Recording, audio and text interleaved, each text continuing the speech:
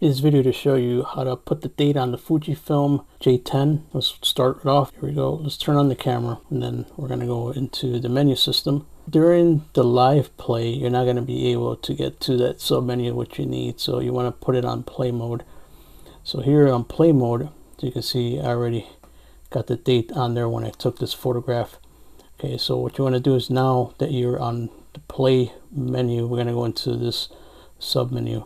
Okay, so here we go on the playback menu, and we're going to do print order DPOF, and in there you're going to do with date, so that'll show the date or without date. So just to show you what that looks like, it's asking you if you're going to print one sheet, how many. So that's going to print without the sheet. Now I don't have a printer that works with the cameras, a much older camera, but it does show the date on there. Okay, so let's go back.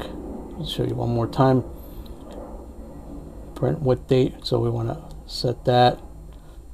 You're going to hit set, which is okay right there. Okay, it's going to print one. This is completed. Okay, so then you can see the little icon right there that it should print with the date on there.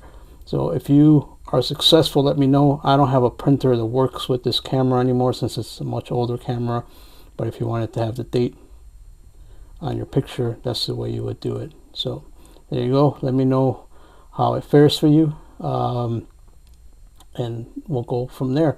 If it does work, let me know. Otherwise, it's right there on the camera. I did download the file to my PC, and it did show on the camera info, so it did show the date on there.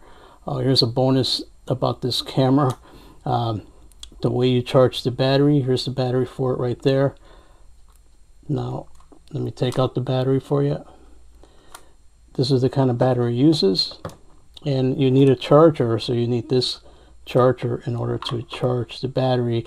But the other cool thing, here's a bonus, you can actually put the battery in the camera, and you're going to need, if you don't have the charger, you're going to need this kind of a cord right here.